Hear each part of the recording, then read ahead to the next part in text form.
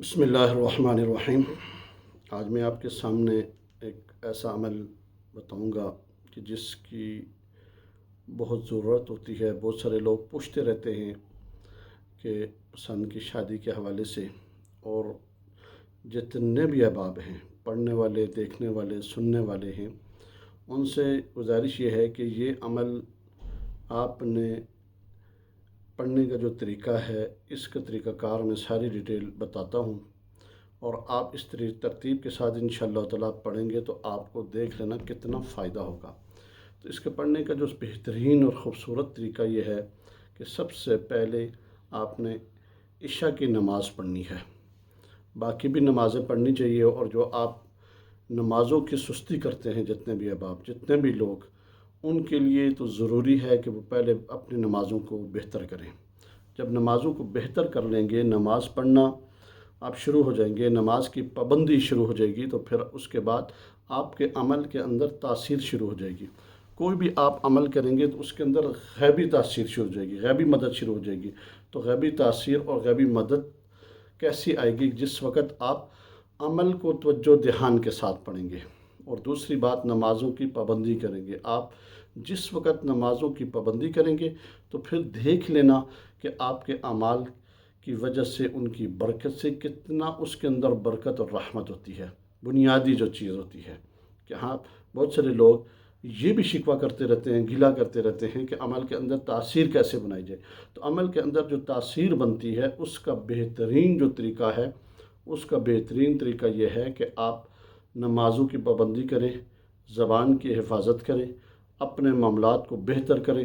حلال کھانا، حلال پینا، حلال سننا، یہ عبادت ہے کہ حلال طریقے کے ساتھ ایسا کام نہیں کرنا چاہیے جس سے پیارے آقا صلی اللہ تعالی علیہ وسلم نے منع کیا، جس سے ہمیں شریعت نے پابند کیا ہو۔ ایسے کام سے ہمیں بالکل دور رہنا چاہیے۔ جو مرضی ہو جائے، آپ کی جتنی بھی دوستی، یاری، تعلق، واسطہ ہے، سب کو چھوڑ دیں۔ اس طرح کے کام جو آپ کو معاملات میں ڈسٹرب کرتے ہوں، آپ کے معاملات جس شریعت کی پابندی کرنے میں رکاوٹ پیدا ہوتے ہوں، تو ان کو چھوڑ دینا چاہیے۔ جس وقت جتنا بھی تعلق ہو، ایسے تعلق سے دور رہیں۔ جس تعلق کے اندر شریعت کا پابند نہ ہو سکے، اس تعلق کو رکھنے کا کوئی فائدہ نہیں ہے۔ تو اس لیے جس وقت آپ اعمال بہتر کریں گے، اپنے معاملات درست کریں گے تو اس میں آپ کو فائدہ ہوگا۔ پسند سے مراد یہ ہوتی ہے کہ یہ فلاں لڑکی پسند آ گئی تو اس کے لیے آپ پڑھنا شروع کر دیں، ایسا نہیں ہے۔ مثلاً کہیں بھی ایسا رشتہ ہو جائے کہ جو میرے لیے بہتر ہو اور میں اس رشتے کے لیے بہتر ہو جاؤں۔ پسند کا مطلب یہ ہے، یہ پسند کا مطلب نہیں کہ آپ لوگوں کی عزتیں اچھالنا شروع کر دیں اور معاملات زندگی ان کے خراب کرنا شروع کر دیں اعمال پڑھ کے، ایسا نہیں ہے۔ اس لیے ان چیزوں سے بھی بچنا چاہیے۔ پسند سے مراد ہے کہ اچھی جگہ رشتہ ہو جائے، سنت کے مطابق ہو، تاکہ اللہ بھی راضی ہو جائے، اور اللہ کے رسول صلی اللہ علیہ وسلم نے جس طرح ہمیں سنت ہے شادی کرنا، طریقہ بتایا، اس طریقے پر عمل بھی ہو جائے۔ یہ ساری کی ساری چیزیں، سارے معاملات میں نے اور آپ نے اپنی زندگی میں لے کر آنے ہیں، تاکہ ہم شریعت کے پابند بن جائیں۔ جس وقت شریعت کے پابند بن جائیں گے تو پھر دیکھ لیں کہ دنیا آپ کے پیچھے بھاگے گی۔ آج کل کے حالات بھی ایسے ہیں، نفسی کا دور ہے، ہر بندہ پریشان ہے۔ تو اس لیے آج کا جو میں عمل آپ کے سامنے رکھنے لگا ہوں، اس کے لیے آپ نے کیا کرنا ہے؟ پہلی بات تو میں آپ کو بتا دی کہ نماز کی پابندی کرنی ہے ہر حالت میں، چاہے جو بھی ہو جائے۔ اور یہ آیت ہے، اس آیت کو آپ نے کتنی دفعہ پڑھنا ہے؟ انما اشکو بثی و حزنی الی اللہ، ٹھیک ہے؟ اس کو آپ نے 313 دفعہ پڑھنی ہے عشاء کی نماز کے بعد، ٹھیک ہے؟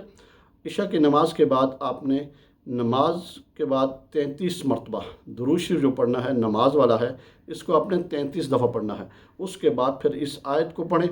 پھر اس کے بعد آپ نے یہ آیت پڑھتے پڑھتے، یہ عمل کرتے کرتے، یہ تصور میں رکھنا ہے، اللہ جی میرے لیے کوئی بہتر رشتہ، بہتر پسند کا ہو، جس میں میری چاہت ہے وہ قبول ہو جائے۔ میں آپ کے سپرد کرتا ہوں یہ معاملہ۔ پہلے تو انسان اپنا معاملہ اللہ کے سپرد کر کے عمل پڑھے، تو اس کے بعد پھر آخر کے اندر 11 مرتبہ، پہلے 33 مرتبہ، پھر 11 مرتبہ درود شریف پڑھیں، تو انشاءاللہ تعالیٰ آپ کا جو مسئلہ ہے، پسند کا مسئلہ ہے، شادی کا مسئلہ ہے، اللہ تعالیٰ کی مدد سے غیبی حل ہو جائے گا۔ میں اسی بات پر اتفاق کروں گا۔ وآخر دعوانا الحمدللہ رب العالمین۔